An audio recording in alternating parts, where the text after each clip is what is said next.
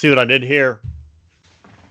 When we decided we were doing the Man in the High Castle. Nice. Oh yeah, the man in black. Yeah. Yeah. I'm Paul. I'm Steve. And this is Check Your Shelf.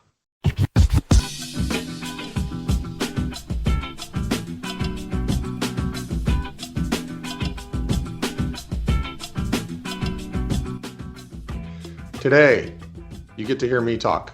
Yeah. The Man in the High Castle. I've been talking about it for months because I've been reading it for months. It's about as long as we've been doing BookTube.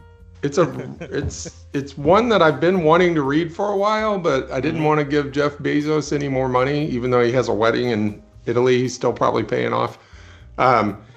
So I was reading it on my Kindle, and then I finally figured out how to get the PDF to get into the Kindle format to make it easier to read. And so I'm like, all right, this is my going to bed book now. Well, I finally cheated.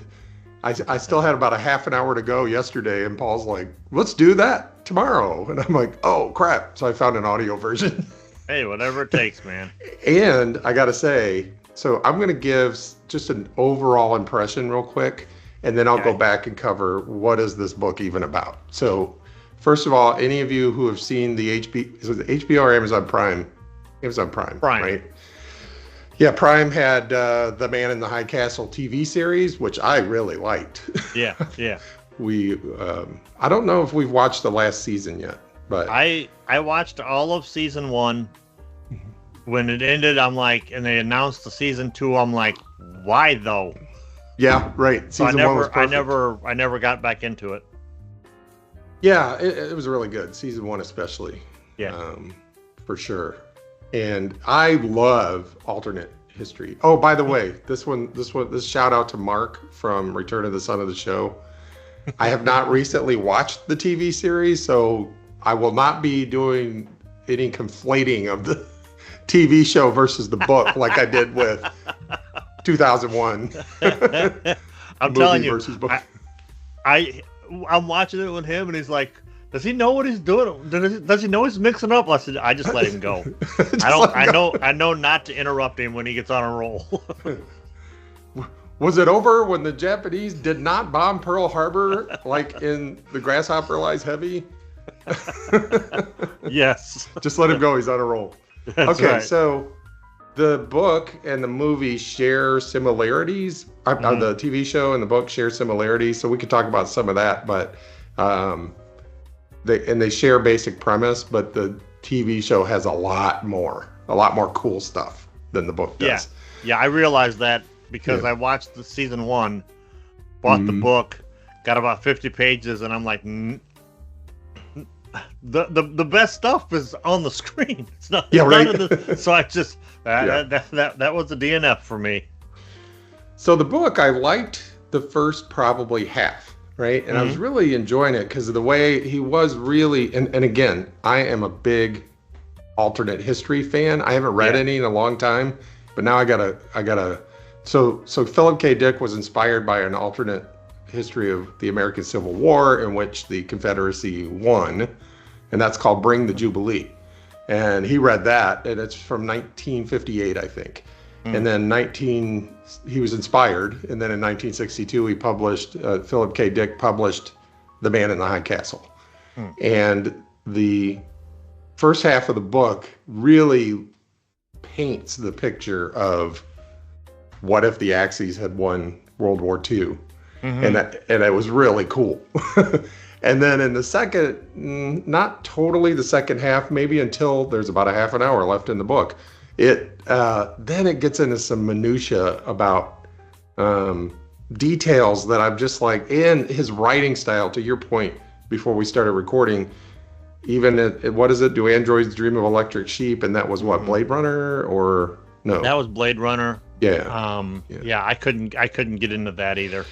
His writing style, we talked in another episode about Robert E. Howard's writing style, does not get in the way of your enjoyment of the story. Phillip K. Dick's writing style makes me feel like I'm just not smart enough to be able to read. I'm like, did I forget how to read the words he uses? I had to look up some of the words, and I'm like, well, why'd you use that word when there's a perfectly good word that we all already know, right? Yes. Yeah. It's Unlike like, yeah, Lovecraft, who, Yeah. The Lovecraft was a different animal, so. Lovecraft had to use those words because there's no other. He's describing the indescribable. So there is something to that. lovingly That would make an interesting episode. Lovecraft wrote that way because he was describing the indescribable. That's right. But enough about that. I'll save that for. We'll put a pin in. We'll circle back It's like around. we're going to become known as the people. Our listeners, our viewers will start a drinking game. Every time we mention Lovecraft, you have to drink. And every time you mention Robert E. Howard, although we do not condone that level of drinking, all right? Not anymore. Anyway, so Phillip K. Dick writes The Man in the High Castle. For those of you who don't know, there will be spoilers, but it was written in 1962. You've had 63 years to read this thing. I mean, what have you been doing with your life? It took me that long. So, but if you've seen the TV show, then you get it. Franklin Roosevelt is assassinated in this world in 1933. So the Great Depression just keeps on going. The U.S. maintains its non-interventionist policy, so it doesn't get involved in World War II at all. Until the world, you may not be interested in war, but war is interested in you, right? Right. As a result, the Nazis are able to take over the Soviet Union and all of continental Europe. They defeat Great Britain, and the Japanese and the Nazis both invade North America, defeat the Allies in 1947. So now we're 15 years later in 1962, and we see the U.S. as in the world as it would have been had the Axis won. And what you now have is a Cold War between the Axis, the German Reich, they call it the Greater Reich, and the Japanese Empire. So the Japanese Empire has, and they're both on the North American continent. There's active war going on in South America where Japanese and Germans are fighting each other for control of South America. And in North America, Canada's its own country. The Pacific States, which is Western United States, is a country run by Japan. You've got the Rocky Mountain states, which is like a buffer zone. And then you've got the United States, which is like the Northeast United States today. And then you have what they just call the South, which I thought was kind of funny. And it's heavily implied that genocide ensued in the South. Slavery, African Americans re-enslaved. The Japanese enslaved African Americans in the Pacific states. Chinese folks are second-class citizens and do a lot of the menial jobs, but they do get paid. And then the black folks do not get paid for their labor. So that's the setup. So, the other interesting, this is why I like the first half, because it's all setup, right? There's a lot of setup. The other thing the Germans did, and I mean just the audacity, they drained the Mediterranean Sea for farmland and Lebensraum. So just so they'd have extra, they're like, feels a little claustrophobic here. Let's see, there's that big ocean over there. Let's just drain it. Imagine the artifacts. Imagine the Roman ships and Roman money and just all the crap that's down there. I've got a series of books up here about life before the Ice Age ended and the Mediterranean flooded. It takes place in that area. So yeah, I've always wondered about what artifacts would be under there. Oh yeah, man. The other thing the Germans did is they tried to conquer and colonize Africa, the entire country of Africa, but it did not go well because it turns out there are people living there who do not want to be colonized and conquered. And the Germans just kind of went nuts. It's implied that they basically nuked the entire continent and, genocided however many millions of people live in Africa, which they're not happy about because It's kind of like when Genghis Khan was invading China, and he got mad at a few cities and was like, "I'm just going to kill everybody." And one of his advisors was like, "This is great farmland, but if there's nobody to farm it, it's not going to be great farmland." And he's like, "Well, my horses can graze there." And it's like, "Well, yeah, but you want some vegetables and bread and things like that." Yeah, you're going to eat that grass too? Yeah, but the Germans did not take that advice in this alternate reality. Okay, so now maybe we get into... I'll do what I do at work. I'm just going to pause here for a second and see if there are any questions or anything anybody wants to add. Well, all I'll add is the setting. Yeah. In a fictional sense, mind you, not like in reality. In a fictional sense, that setting is just ripe for great ideas. Yes. Yeah, that alternate history and that, like, here's a way it could have happened. I love it. Right. Yeah, like if I was gonna do an alternate history role playing game of some variety, that's a great setting for it. Yeah. Yeah, it is. It is. I need to go back and read. I want to go read Bring the Jubilee. I can't believe I went through a period like every other white man in America. I went through a period of being really interested in the American Civil War. Yeah. Yeah. And I like alternate history, so it would be interesting. I need to read Bring the Jubilee, I think. Although if Philip K. Dick liked it, I'm like, well, maybe I won't like it so much.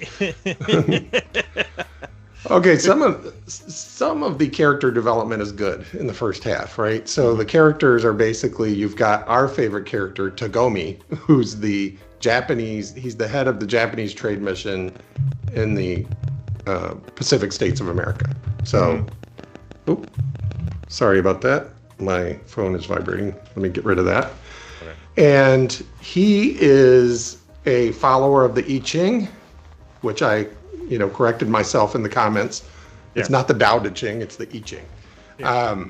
And he has this book he calls the Oracle, and he uses it basically he's like, like your weird aunt who, I'm not talking to you, I'm talking to you guys, like your weird aunt who's into astrology. She like guides your life by it. She doesn't make any decisions without consulting her horoscope, right? Well, he's like that. Of those aunts. Yeah, okay. He's like that, except with this book, right? Yeah. And he like throws out some sticks, and how the sticks land tells you where to look in the book, and that guides you on what to do, right? And he uses it a lot throughout this. Another character is this guy Robert Childen, he's an American, white American, who runs an antique shop that specializes in Americana, like memorabilia from the United States' history. I love that actor in the TV show, by the way. Yeah. I remember that character from what I read of the book too. Right. Yeah. So he sells stuff to this Tagomi guy, right? A lot of it's counterfeit, by the way. Yeah. Well, that tracks. Because the desire and the market for the stuff is way more than you could ever find, right? Yeah. Than actually exists. But the characters, these Japanese characters, claim to be able to tell. If they call it historicity, like it's like this undefinable quality of something. You can just tell it's authentic, right? Just by holding it.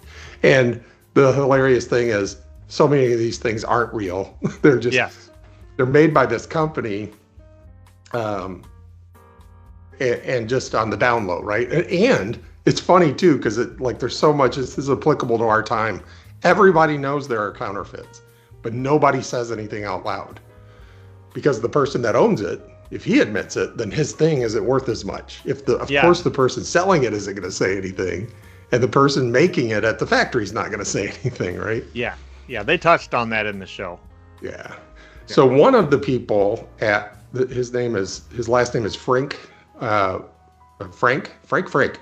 What? My dog's like, what? My dog's name is Frank. Frank. His real name is Fink, and I'm just like, that had to be the name you picked, Philip K. Dick, for a Jewish person. I mean, anyway, but he changed it to Frank, and he's kind of on the down low, because if you're Jewish in the Pacific states, they will arrest you and extradite you to Germany, where you will be exterminated. But anyway, he and a buddy decide to start making jewelry. They blackmailed the owner of the machine shop where they work, who's making these counterfeits, and they're like, "We will expose you if you don't pay us $50,000 or something, so we can start our own business." So that dude does start. He pays them. They start their business. They're making fake jewelry. They're making real jewelry, but they want to sell it as, this is real American stuff. We're not even going to pretend it's counterfeit, And so they sell it on consignment to this Robert Chilvin dude, and one of his customers goes, "There's something," he calls it woo. And he's like, "I know it's not, there's no historicity in here, but there's something mystical about this jewelry." Never fully explained, or at least I couldn't understand it, why, like how it got this woo in it. And for a while I thought it was just, this guy was just making it up, right? He was trying to convince Chilton to go into business and make these at scale, and they could sell, millions of dollars worth, as opposed to these two dudes in their little machine shop. Okay, so and then there's one more character, there's two more characters who interact. Her name is Juliana Frank. I don't know why she's Frank's ex-wife. I'm not sure why they needed to be connected, other than just maybe he just wanted everybody to be connected, just to make the point that, because one of the themes of the book is everything's connected, right? It's like a butterfly effect kind of book, kind of story, right? One little thing happens over here and that changes everything, right? That's one of the points he was trying to make, how everything's sort of connected, and there's fate and there's luck, right? And through the the bad luck of Franklin Roosevelt being killed, we end up with the Axis winning. If he had not been killed, well, a different type of thing would have happened. And that's where Juliana comes in. Yeah. Juliana starts a little fling with this Italian trucker named Joe. And he tells her that he's just here to have a good time, right? He's a trucker, he meets her, and they kind of like each other, so she starts telling him about this book she read called The Grasshopper Lies Heavy, right? And the author is, this guy's last name is Abinson, and he's supposedly the author of this book. It's subversive because it's an alternate history book, in which the Allies won World War II. Yeah. So I just love the idea of it. I wish, maybe if Lovecraft wrote it, I don't know. Maybe if Robert E. Howard wrote The Man in the High Castle, because the writing style I don't like, but the theme I love. Because he's got a novel within a novel. Yeah. And it's an alternate history within an alternate history. Yeah, see, you telling it makes it sound great, man, but... Yeah, it does sound good, doesn't it? Maybe listening to it would have been better. Maybe I'll do that someday. Okay, so this Grasshopper Lies Heavy book, I want to talk about that a little bit. See, y'all are getting 2 book reviews in one show. That's right. So Abinson wrote the book, and he supposedly, it's subversive because it's, Allies won World War II, the Nazis banned the book, and so this guy lives in fear that he might be assassinated, right? So he lives in this compound that he calls the castle. So he is the man in the high castle. Before you ask, for those of you that saw the TV show, there are no films here. In the TV show, it wasn't a book, it was a film. Yeah, see, now, the TV, that part in the TV show was why I kept watching the TV show. And then I bought the book, and I'm like... There's no film. There's no film. And then I'm like... But then, of course, my naivete at the time, I was reading it going, now who's going to make a big stink about a book? Oh, never mind. Because we've seen, in recent times, we've seen the big stink people make about books. Yeah. So, I have... First of all, I know why they made the stink about the book, and I'll get to it in a second. Okay. Second of all, I have a theory why they used film in the TV show instead of the book. Okay. It which I'll get to those 2 points at the same time. Stick around, folks. Those of you who haven't been around as long, you may not know it, but it might seem like I'm off on a wild fling over here, but I eventually bring it all back. See, Mark, this is why I don't interrupt him. Yeah, that's right. Just let him go. All right, so you got Juliana, who loves this book, The Grasshopper Lies Heavy. And you've got Joe, who's like, hey, why don't we go see the author? Like, because she had some theories on the book, and she wanted to know more about the book. Like, how did he come up with the idea?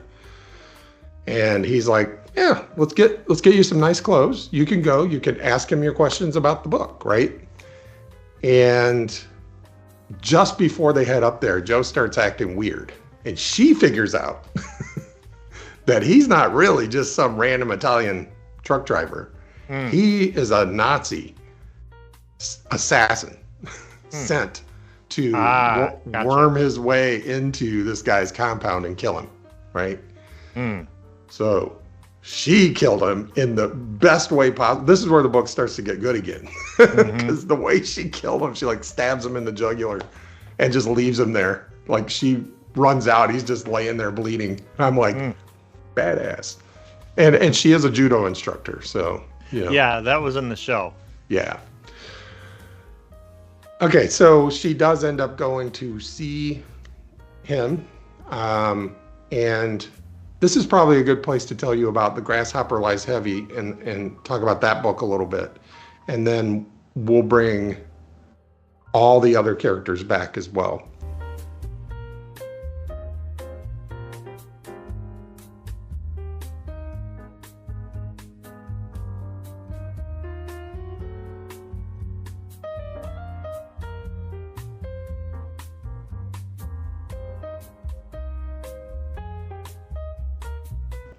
Okay, The Grasshopper Lies Heavy is a novel written by this Admonson dude who is the man in the high castle, in which the Allies won World War II. But not the way you think. No, I'm like that. Like every YouTube video is like, but it's not what you think. That's right. But Roosevelt doesn't get assassinated, but he also does not run for president in 1940. So he is not president during World War II. This other dude is, right? Trudwell or Tugwell or something like that. All right. So he so the U.S. gets involved in the war. This dude gets all of, not just the carriers, but the entire Pacific Fleet out of Pearl Harbor because he knows what's coming. So the Japanese never even end up attacking Pearl Harbor, right? And the U.S. has their full military capability, ends up beating Japan, just like in real life. But in Europe, the British are kicking ass over there.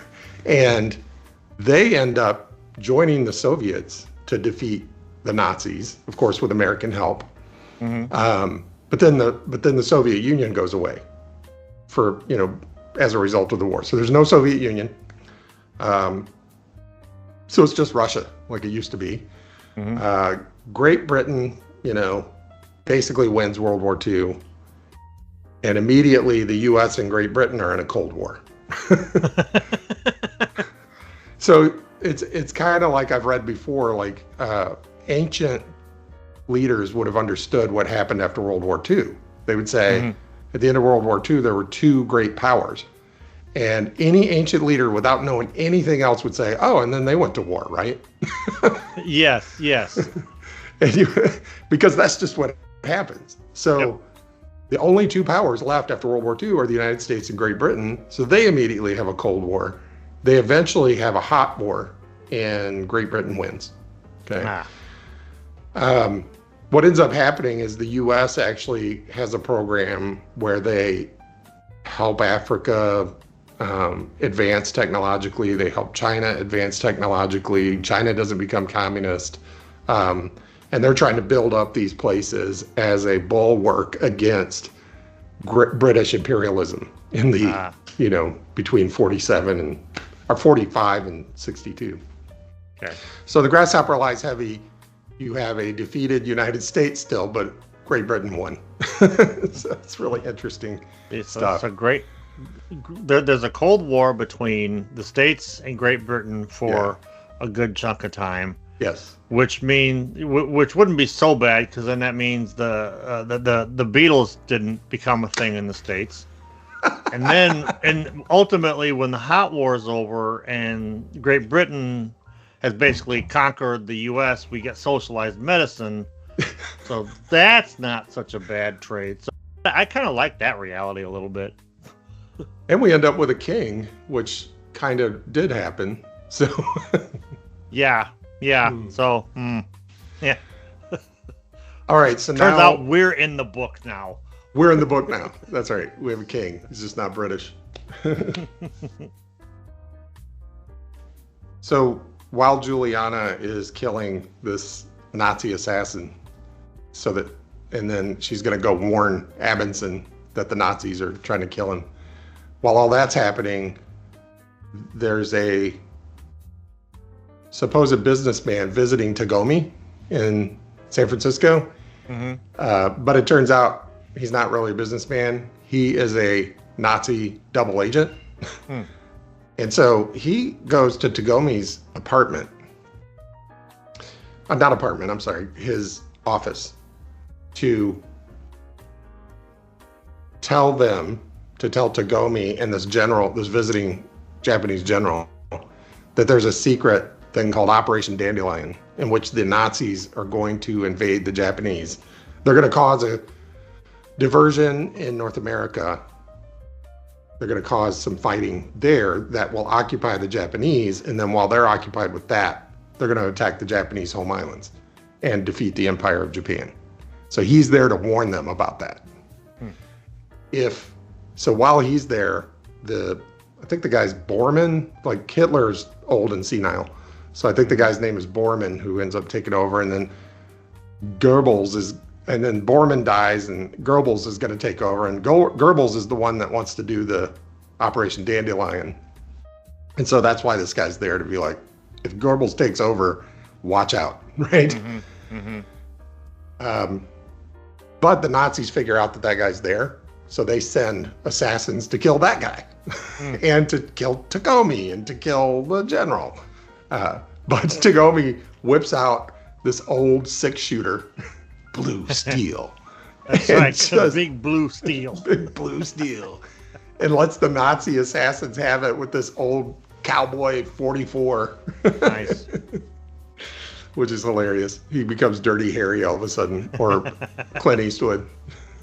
So he kills him, runs off, has an existential crisis. He had bought one of those pieces of jewelry that dude said had woo. Mm-hmm.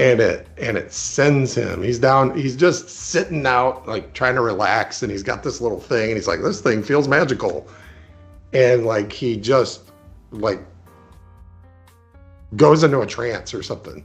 Mm-hmm. And he's like, I gotta get back to my office. He stands up to walk back to his office, and white people aren't being deferential.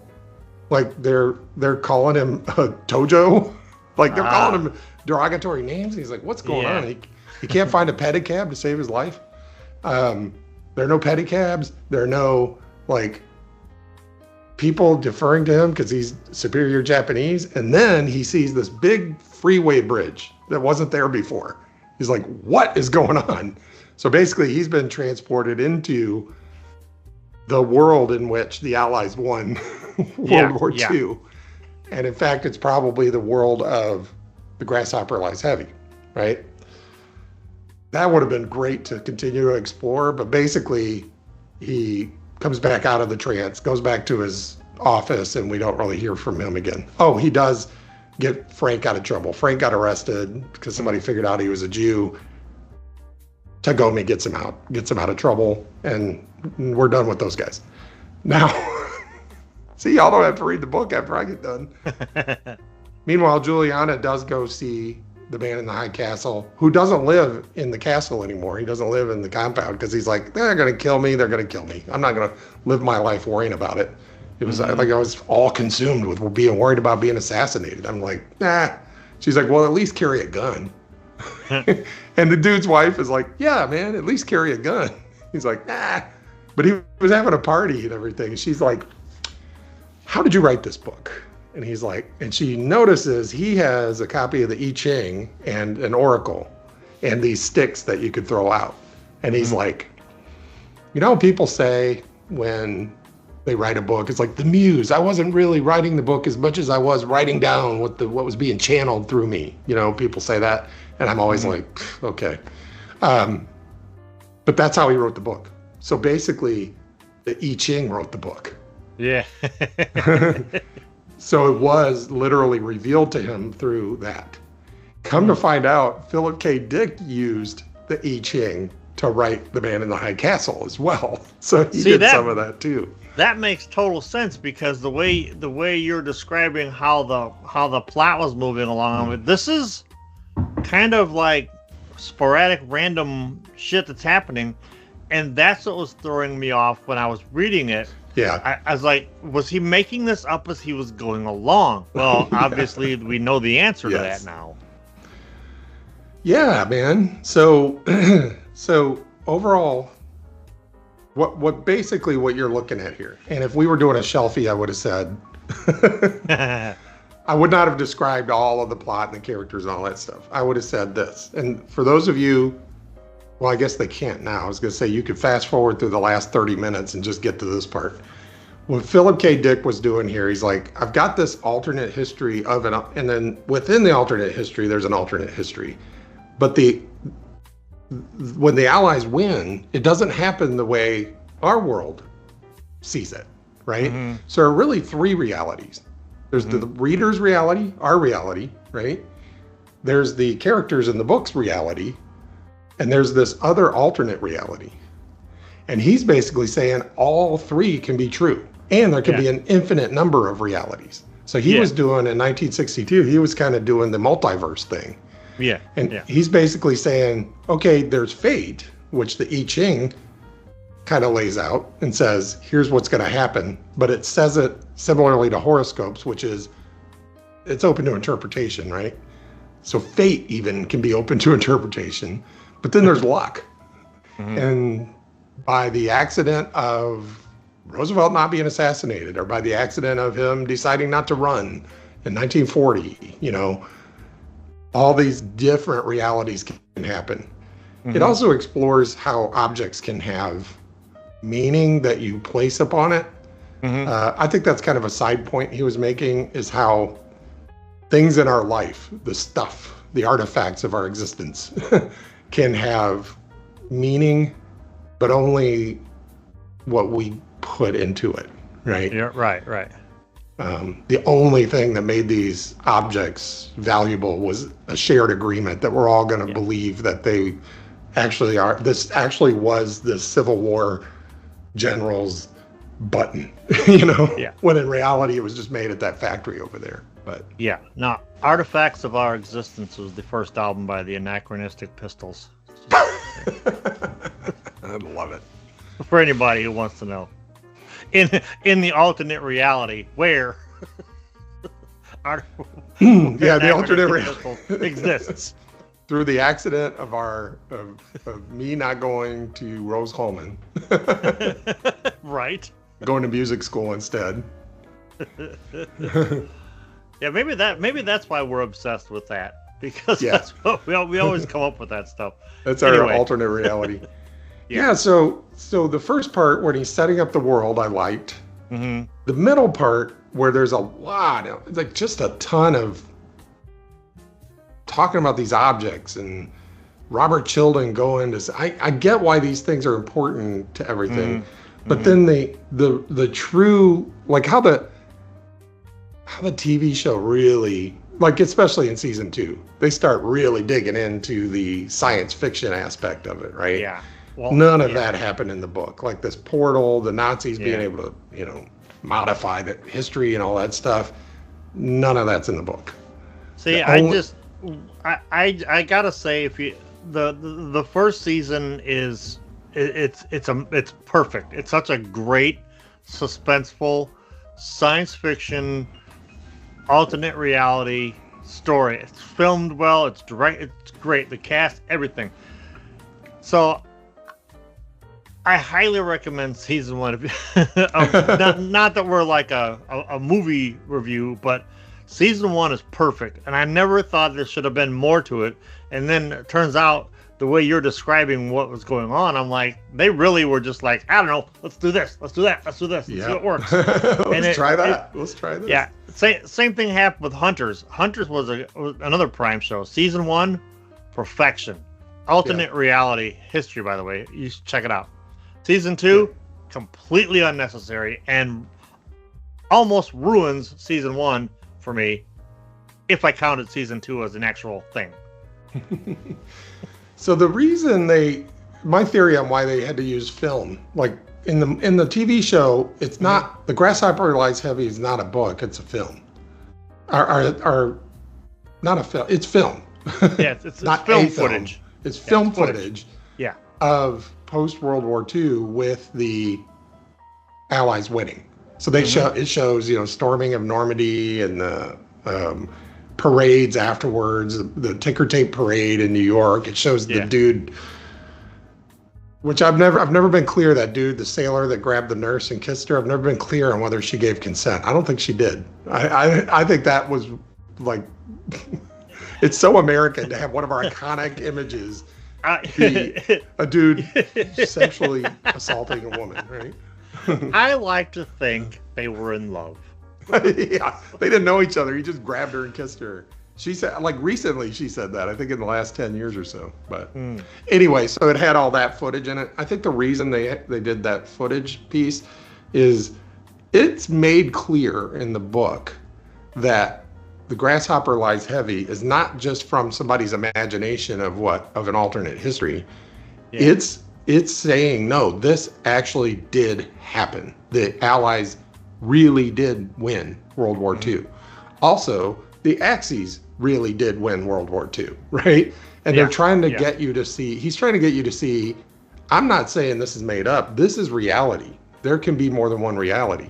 So that footage, you can't really convey that on a TV show, right? Right. Where you're going, no, this book is real. And it's like, no, it's just something somebody wrote down. Dude's crazy. You needed it to be footage, right? It's a visual medium, so they're gonna do that.